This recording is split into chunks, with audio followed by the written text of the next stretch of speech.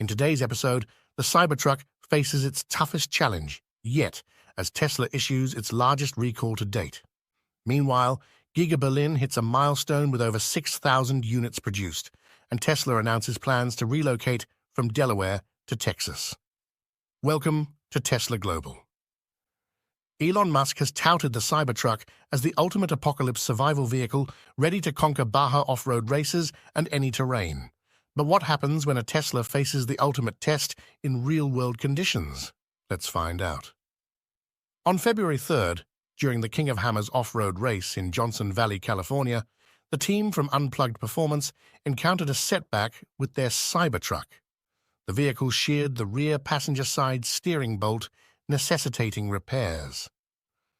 While such a situation might typically raise concerns, several mitigating factors should be considered. Firstly, off-road races like the King of Hammers often result in vehicle damage, making this occurrence somewhat common. Additionally, the Unplugged Performance team, experienced in modifying Teslas, reassured that fixing the bolt is relatively straightforward. Secondly, the Cybertruck involved had undergone upgrades with aftermarket wheels, tires, fender flares, and sway bar links, although it's uncertain if these modifications contributed to the damage. The significant aspect here is that Unplugged Performance deliberately pushed their Cybertruck to its limits.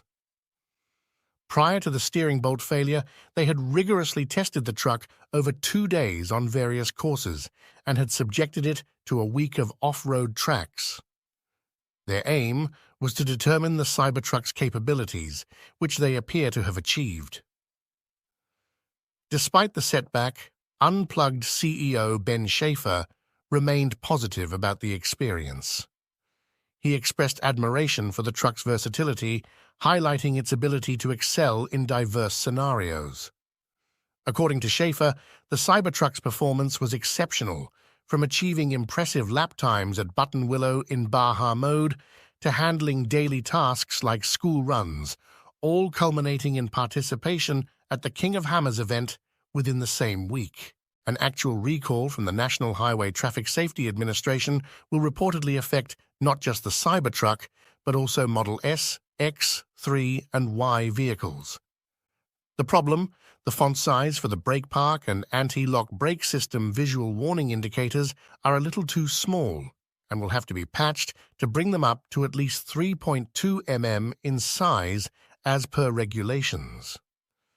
A notable achievement for Tesla's operations in Europe, Giga Berlin has recently reached a milestone by producing 6,000 Model Y vehicles per week.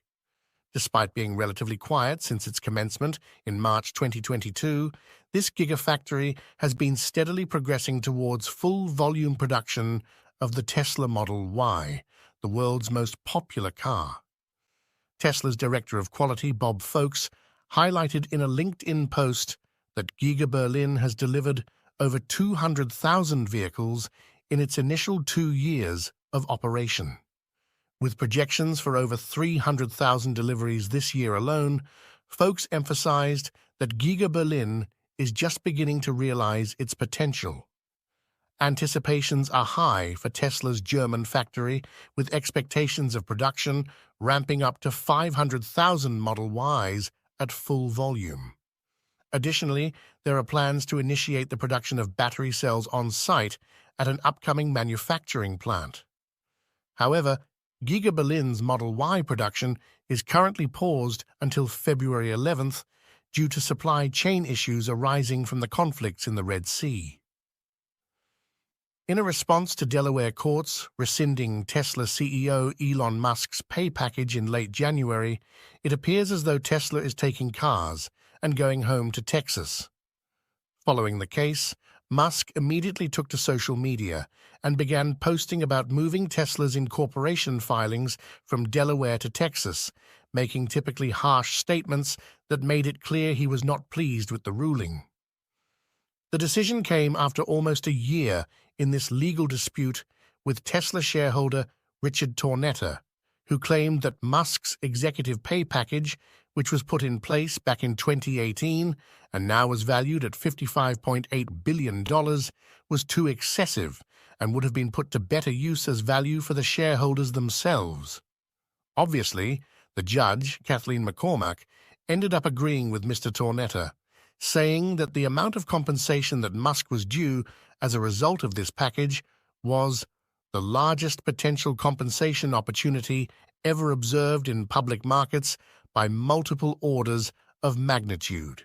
Now, we are not going to pretend that we know better than a judge in a state known for being very friendly to corporations, but there are some parts of this issue that don't seem so clear. For instance, when the plan was implemented, it was valued at $2.6 billion, and shareholders at the time agreed that Musk would only get the package if certain goals called tranches in these sort of documents were met by the end of the next decade. These milestones include things like raising the company's market cap value by $50 billion, and he has reportedly hit all of the 12 tranches he needed to in order to receive his payment package, all while receiving no salary from Tesla itself. And that sort of high-risk, high-reward plan has paid off for Musk, with the exception of this lost court case. It's no wonder he's mad, really. Compensation packages like this one don't even offer actual money either. The compensation in this case being market share and the option to buy more at a reduced cost. This is the transfer of assets, not actual money changing hands. So again, even though we are not legal experts, it certainly seems like the ruling in this case is conflating Musk getting $55 billion with $55 billion in value as it relates to the car company he spent the last decade or so building up. His package is only worth that amount of money at all because the company is worth far more, meaning Tesla shareholders have also seen their value grow. Tesla is gearing up for a shareholder vote on relocating its incorporation to Texas, where the company's physical headquarters is already situated.